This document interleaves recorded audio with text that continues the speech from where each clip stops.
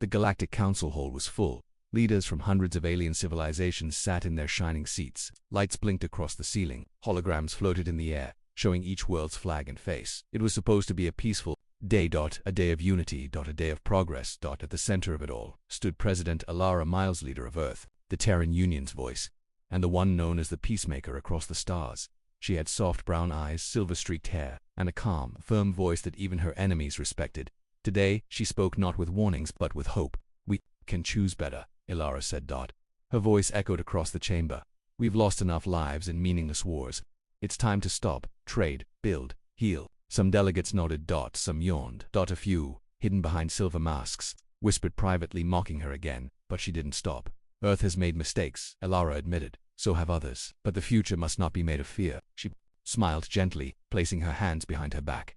"For our children, and for yours, I offer the Terran Peace Accord. No armies, no invasions. A future where we don't need." Then it happened. The Shate faint pop echoed.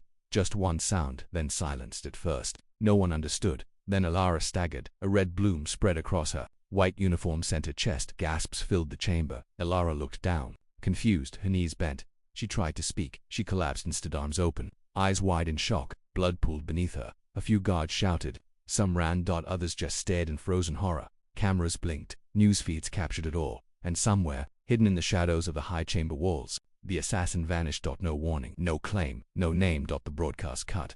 Screens went black across thousands of systems. The Galactic Council ended the session.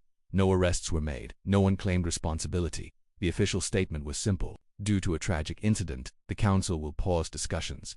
Investigations will proceed. But Earth knew the truth. The cameras had captured too much. Someone inside that chamber pulled the trigger, and no one said a word. Earth's reaction in the hours that followed. Every Terran news channel went silent. Not one headline. Not one press conference. Not one word from Earth's parliament. No protests. No threats. Just quiet. The people waited. The colonies waited. But Earth's military command locked itself down, and in the skies above the planet, something changed. Satellites began to move high above Earth's surface, hidden among communication arrays and weather drones. 6 unknown satellites powered up. They had no registry numbers, no signal beacons. Their armor was black and windowless, and they began to move slowly, precisely into a new formation over the planet. Each of them pointed outward. Not inward, not at Earth. But toward the stars. And then, they stopped at the edge of the moon. A Terran scout ship flying over the dark side of Luna picked up something strange. Commander Jace Lowell, a veteran pilot, frowned at his readings. "That can't be right," he muttered. Beside him, his co-pilot stared. New structure, massive, cold, and unregistered, had appeared near the moon's surface, hidden by dust and rock. It hadn't been there last month. "Looks like a weapon silo," the co-pilot whispered. JACE zoomed in. The hall was marked with a single word: silencer. President Alara's burial. 3 days later, Earth finally spoke, but not with words. All Tyrone colonies, from Mars to Titan, went dark for exactly 1 hour. Then, as the sun rose over Earth's oceans, a black flag was raised from every military base and embassy. No speeches. No music. No tribute. Just silence. And Fire Ilaros' body was placed inside a crystal coffin and launched into space, straight into Earth's sun. She was never replaced. No new president took the podium. Instead, that government turned inward, and the generals stepped forward.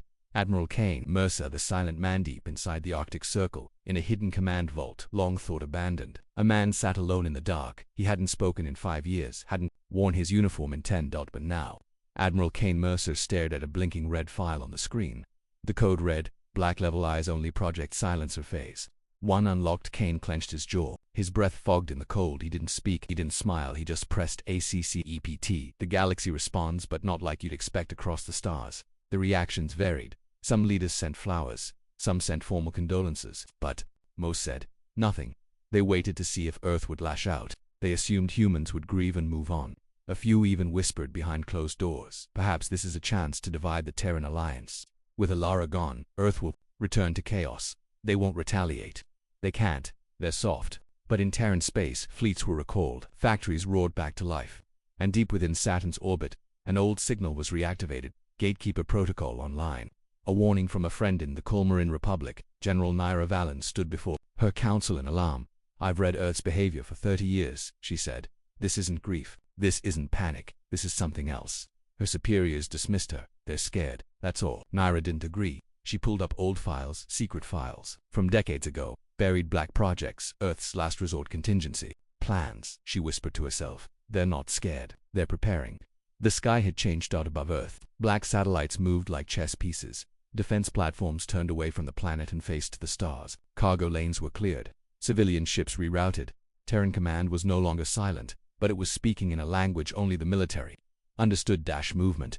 The world's news channels kept asking the same question: who killed President Ilara Miles? But no one answered. Because the people who knew were too busy preparing Ilara's final journey. A crystal coffin glided across the sky. It was silent, unmarked, just transparent glass showing the body of Ilara Miles in her white uniform, her eyes closed like she was still listening. Millions watched from home, from space, from colonies across the stars. As the coffin passed Mars, its course bent slightly toward the sun, a one-way trip. There would be no grave, no tomb, only fire and memory. Admiral Kane Mercer returns in Geneva's underground war bunker. A quiet metal door slid open. The air inside smelled of rust, dust, and regret. Admiral Kane Mercer stepped into the light for the first time in years. He was older now, his beard rough, his uniform faded, but his eyes were still sharp. He looked at the screen in front of him. Ilara's last orders before her death. In the event of assassination, activate Project Silencer. Do not negotiate. Do not warn. Make them remember. Kane said nothing. He turned to the officers standing behind him. Bring me the list. The black list. There were 10 names. 10 beings who had been inside the chamber when Ilara was shot. 10 who stood silently. 10 who gave no aid, no support, no justice. The assassin was still unknown, but Kane didn't need proof. He needed balance. These are the ones who watched her die, he said, and now they'll watch what comes next. Terra declaris silenci veritaren. Embassy across the galaxy closed. All diplomats were recalled. Borders locked. No outgoing messages. No responses to council calls. The Terran Union didn't declare war. It didn't say anything at all. It simply disappeared behind a wall of silence. Meanwhile, at the Galactic Council, back in the council hall, tension grew. Ambassadors argued in private. Was Earth about to fall apart, or was it building something? Some mocked them again. They're just grieving. Let them. But others were nervous because Earth had always talked. Even in war, it had always explained itself. Now, it said nothing. And that silence felt louder than any threat. The first clue in the Outer Rim, on a quiet Terran mining colony named Carthus 9. The workers noticed something odd. The old military base, abandoned for years, was suddenly reactivated. Heavy transports arrived. Black armored soldiers stepped out. A large sealed crate was moved underground. When a curious engineer scanned the box, he found a word etched on it: Voidmaker. A friend begins to worry. General Naira Valen of the Colmarin Republic watched Earth's silence from afar. She had known Ilara. They had worked on peace talks together. She knew Earth wasn't weak, and this wasn't grief, it was planning. She studied old human protocols, dark ones that hadn't been mentioned in a generation. Files marked, if diplomacy fails. Phase Omega, silencer, global release pending trigger. Naira leaned back in her chair. They're not breaking, she whispered. They're sharpening. Back on Earth, a new symbol appears across every Terran colony and city. One new symbol was projected at midnight. A black circle. Inside it, a red tear. No text, no translation. Just the symbol burned into every public screen, broadcast, and drone display. Children asked what it meant. No one answered, but Admiral Kane Mercer, standing in the center of command, simply stared at it. Send it to the council, he ordered. Let them see what they made. The world begins to guess. News channels began to speculate wildly. Is Earth building a weapon? Did someone finally break the Terran mind? Could this silence be a form of psychological warfare? But no answer came. Instead, orbital satellites from Earth began scanning council-linked worlds. Nothing. Hostile. Just watching. Recording. Calculating. Preparing that the assassin is found. And gone on day 9. Terran intelligence located a ship leaving the Thalos cluster, encrypted, heavily shielded. Unregistered. Inside, the signature of a sniper-class railgun design. Stolen years ago, before the council could react. The ship exploded in mid-flight. No survivors. No message. Just a trail of debris and radiation, and a Terran stealth beacon blinking once before fading. One signal. The chamber was colder than usual. The assassination of Earth's president still haunted the walls, but no one mentioned it now.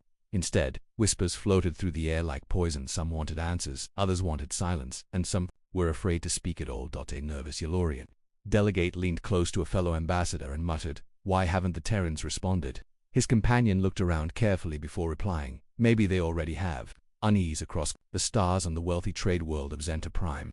Senator Raxic was enjoying another luxury banquet in his silver tower. He was laughing. He had smiled when Ilara Miles died. Now, with Earth quiet and its embassies closed, he believed it was over. They were always too soft. He said to his guests, "No stomach for vengeance." But while he raised his glass, in orbit above Zenta Prime, something drifted silently. Into position, a small black drone. No ID code, no signal. Just a flashing red eye, and a single camera pointed down. Watching. On Earth. The order is given. Admiral Kane Mercer stood inside the black room, surrounded by the commanders of Project Silencer. One word appeared on the holographic display: active strike target Raxic. The room was silent. Then the Admiral spoke. "We don't make speeches. We don't explain.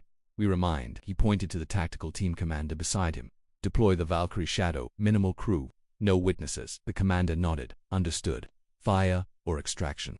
Kane looked at Raxic, smiling. Image on the screen. Fire. General Naira begins her investigation in the Colmarin capital.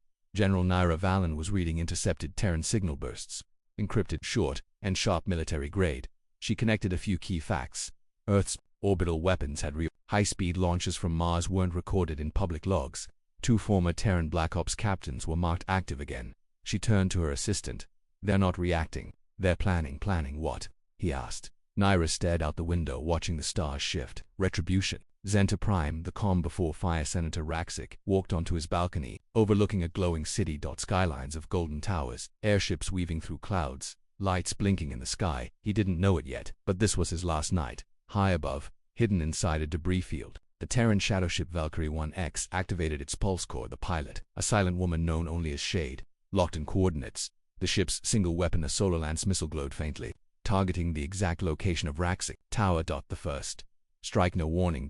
No alarm. No broadcast. Just one sound like thunder, and then the sky turned red. A burning spear of light fell from the clouds and pierced the city center. Raxic's tower disintegrated instantly. Heat, plasma, and silence. His guests didn't even have time to scream. Shocked citizens looked up. The clouds above flickered with light and then were gone. And in the rubble, the only thing found untouched was a metal shard with a Terran symbol, a red tear inside a black circle. Back at the council, news of the strike reached the chamber in less than 6 hours. Arguments exploded. "Earth has committed an act of war. Where is the proof?" This was an assassination, just like Alara, but some sat very still. They understood this wasn't war. It was a message, and it said, "We remember who watched her die." Naira confirms the truth. General Naira Valen pulled classified surveillance from her deep space probes. Frame by frame, she found it. A faint Terran signature, no doubt, no guess. She looked at her war council and said, "It was them. We have confirmation." Yes, she stepped back, worried. "They've begun the list." Earth still says nothing even after the destruction of Zenta Prime's tower. Even after the council demanded answers. Earth didn't speak. No broadcast. No claim. No explanation. Just the silence of the void and the slow reactivation of deep space platforms. Elsewhere, the list grows inside Earth's command vault. Kane Mercer stood before a new screen. 3 names now blinked red. Raxic erased. Taldranix cued. Coral Vice Empress Trhikng. He turned to his team and said, "They wanted silence when Elara died. Now we'll teach them what silence really sounds like." It was a celebration. The Vice Empress of Coral, Lady Treya, stood on a high balcony, waving to thousands of citizens below. Her skin shimmered like copper. Her guards wore gold-plated armor. Flags of the Coral Empire hung from every rooftop. Today marked the 10th year since their seat on the Galactic Council. Treya smiled, proud. Above her, ships circled in formation, leaving trails of silver light, a parade of power. What she didn't know, what none of them knew, was that far beyond their sensor range, a Terran ship had arrived, and it had no intention of leaving quietly. Location, Earth Command. Vault, code, Black Admiral Kane Mercer stood in silence. He watched the data feed from a stealth drone above Draven's moon. His officers waited. "Target confirmed?" he asked. A young officer nodded. "Vice Empress Treya is in public view, surrounded by civilians." Kane stared at the screen. His fingers tapped the console. "What did Alara say about them?" Another officer replied. Quietly, "She called the Coral traitors in velvet. They shook her hand and laughed when she died." Kane gave the order. "Initiate solar flash. No warning. No trace. Weapon. Solar flash protocol hidden just beyond the moon's orbit." A Terran deep strike cruiser powered up a classified weapon. It was called Solar Flash, a condensed plasma burst so bright it mimicked a microstar and hit faster than any shield could activate. No explosion. No heat signature. Just light, a single flash, then silence. 12 seconds later, Coral Empire's capital Treya lifted her hand for one final wave. A brilliant white light filled the sky. Everyone stopped. There was no sound. No warning. And then the tower she stood on vanished. Not crumbled. Not bombed. Erased. Turned to ash. In the blink of an eye, her guards were gone. The stage was gone. The cameras stopped, and every citizen watching on the moon and across the Empire saw only one thing left behind. A burned mark in the stone plaza, a perfect circle, black, with a red tear in the center. Across the galaxy, panic begins. The footage went viral. Even with Earth silent, the message was clear. One by one, council members who had been present at Elara Miles' assassination were vanishing, not quietly, publicly. A fear gripped the stars. News anchors from Telvia, Yala, and Grithin shouted across screens. Is this revenge? Is Earth striking back? Who's next? The council demanded a response. They sent urgent messages to Earth's parliament, but received nothing. Just dead channels, just silence. Colmarin, Republic. Naira's warning. General Naira Valen met with her advisors behind sealed doors. This is no longer speculation, she said. Earth has begun targeted retribution. A military officer frowned. But they're not attacking planets, just people. Naira corrected him. Not people. Witnesses, traitors, those who smiled when Ilara died. She showed them the pattern. Each target had been in the council chamber. Each had done nothing when Earth's leader fell. She stood up and added, and Earth is showing us something very dangerous. They don't want justice. They want memory. Council emergency session. The breaking point in the Grand Hall of the Galactic Council. Panic took hold. Races that had mocked Earth now begged for new security measures. This is terrorism. They must be punished. Earth is rogue. But one voice, a quiet, aged delegate from the Cylon, stood and said, no, they are focused, and we are exposed. He held up a datapad. On it, the burned symbol left at every strike site. This isn't war. This is a ledger being balanced. On Earth, the list shrinks inside Project Silencer. 3 more names blinked red. Admiral Kane Mercer stared at the screen. A second officer approached. Council has issued a universal warrant for your arrest. Kane didn't react. Let them. He tapped the console. The list updated. Only 4 names remained. We're not hiding, he said. We're making sure they never forget who started this. A final message appears at midnight across several systems. A strange signal interrupted broadcast channels. A Terran message showed, unencrypted and translated into every major galactic language. You watched her die. You stayed silent. Now the sky speaks for her. The chamber was no longer calm. Delegates shouted across the floor. Translation devices struggled to keep up. One voice screamed, Earth is waging silent war. Another answered, then why don't they say anything? Because they don't have to, yelled a third. The lights flickered as new reports came in. 3 more council members, all dead. No survivors. No warning. No claims of responsibility. Just that black circle with the red tear burned into walls, floors, and sky, and still. Earth said nothing. Divided leaders. The council split into 3 camps. Those demanding war, mostly proud empires, like the Coral Thalan Dominion and Grax Coalition. Those begging for peace, smaller systems who feared what Earth might unleash next. And those watching silently, unsure which side would survive. A Telvia governor whispered in fear. They were peaceful once. They tried to unify us. His assistant replied, and we watched their leader fall. Earth's communications remained closed. Ambassadors sent encrypted messages. No reply. Envoys attempted direct contact. No response. A diplomatic fleet sent to orbit Earth was politely ignored. They circled the planet for 2 days. No one fired. No one spoke. But scanners detected something terrifying. Massive satellite platforms forming strange geometric patterns in Earth's orbit. One diplomat called them harmless. Another, more honest, called them what they were. Weapons. Project Infernal Sky reactivated beneath the icy surface of Europa. Inside a classified Terran base, an old AI core blinked online. The room was empty except for machines. A red light began to glow. A voice whispered from the speakers. Project Infernal Sky. Status green. Orbital control restored. The AI reviewed its orders. Only one voice had ever commanded it. President Elara Miles. She was dead, but her final instruction was clear. If they strike me down, burn their memory into the stars. Naira's Discovery General Naira Valen, deep inside her Colmarin Intelligence Center, decrypted an old Terran protocol labeled D6 Skyfire. The files showed orbital weapons designed for atmospheric burn-through. Silent, untraceable, fully automated. She gasped. They're not just taking out people, they're preparing a show. Her aide asked. A show for what? Naira's voice was quiet. For the rest of us. The council tries to strike first under pressure. The council voted on a dangerous plan. Launch a preemptive peace strike. A limited military move meant to pressure Earth without war. 100 ships would enter Terran outer space and perform a show of force. They wouldn't fire unless provoked. The show of force arrives. Arta system.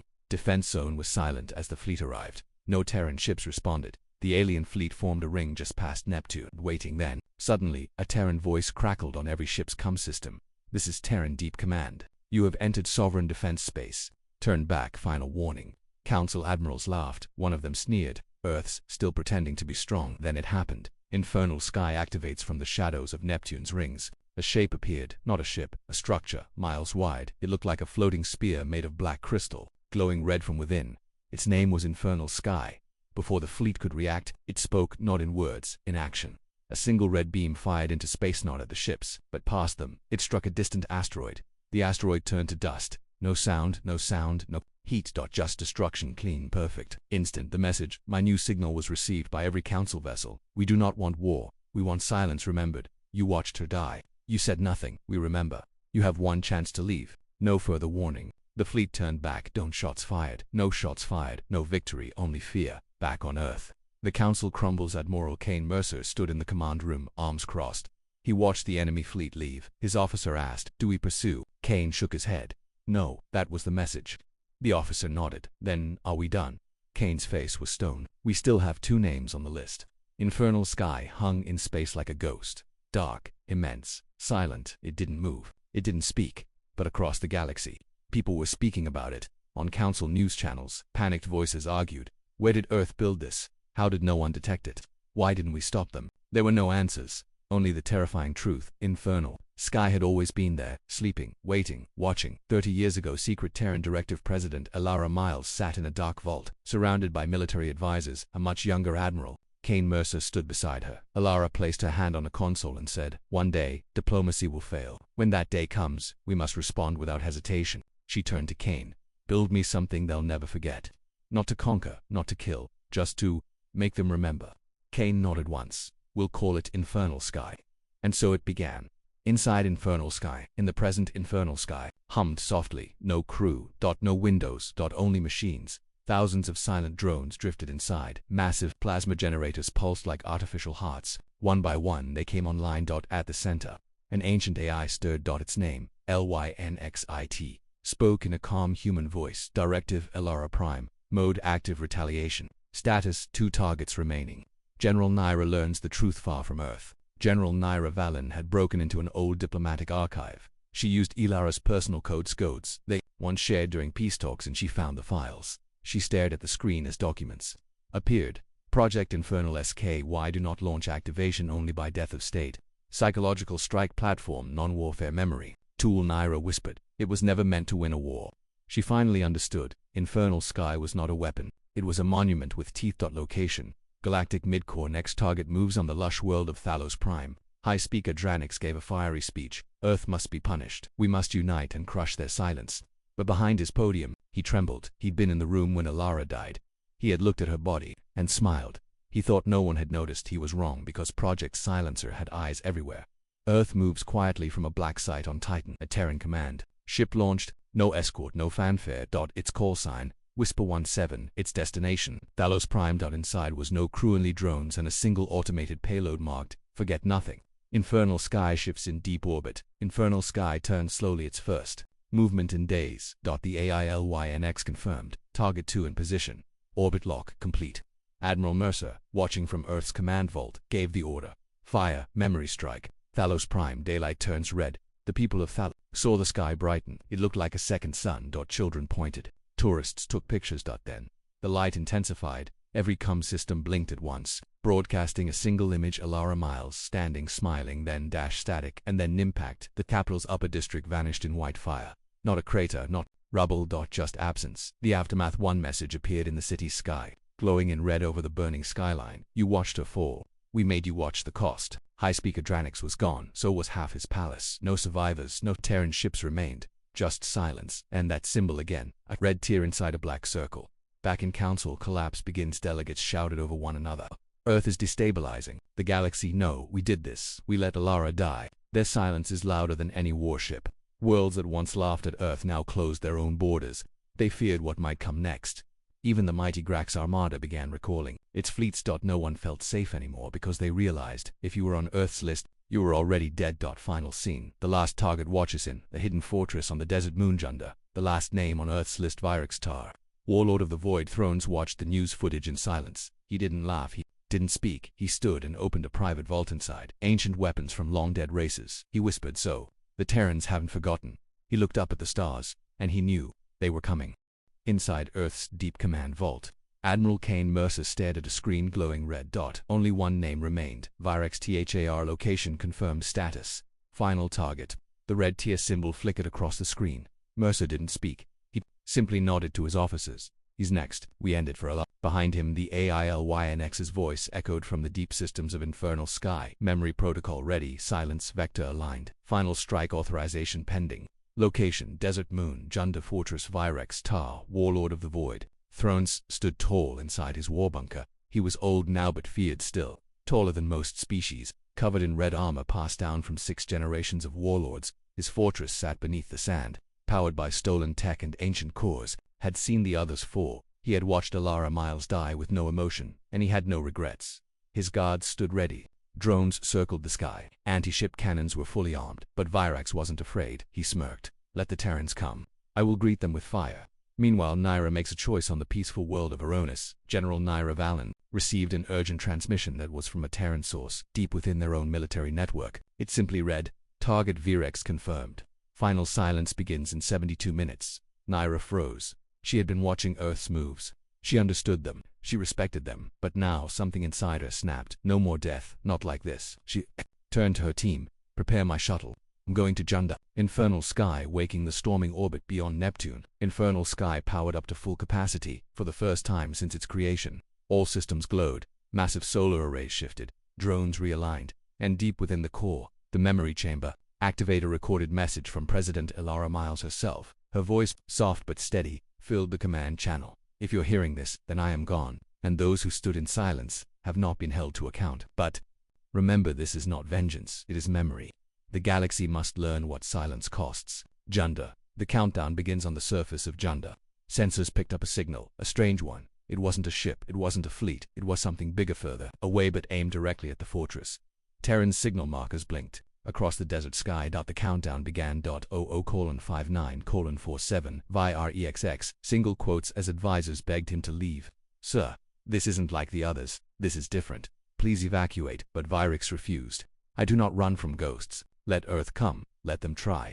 He activated every shield, every defense, and waited. NYRA arrives. The confrontation. General Naira Valen's ship landed just outside Virex's fortress. She stormed inside. Unauthorized guards tried to stop her. She ignored them. Finally, she stood before the warlord himself. He frowned. You, what does the Colmarin Republic want now? She stepped closer. I came to save you. He laughed. From what? Earth's light show. She showed him the scan. The image of Infernal Sky locked on Junda. The countdown now at 0:32:12. They've already aimed. She said they've already decided, but maybe it's not too late. A chance for redemption. Virex growled. I owe them nothing. I did not fire the shot. Naira's eyes narrowed. But you smiled. You watched Alara die and said nothing, and you expect them to forget. The room fell silent. Virex's hands curled into fists. For a moment, just a moment, doubt crossed his face. Naira saw it. Call. Earth. Send a message right now. Say something before that sky turns red. Earth's command vault. Incoming transmission inside Earth's war room. A Terran officer called out. We're receiving a signal. From Junda. Kane Mercer turned slowly. Is it a threat? No, sir. It's a voice message. We opened it. On screen. Naira Valen appeared. This is General Naira Valen. I'm standing with Virex. He's ready to speak. Not as a warlord, but as someone who finally understands the price of silence. There was a pause. He says he's sorry. Kane Mercer hesitates. The room went quiet. For the first time since Ilaros' death, Admiral Mercer's expression changed.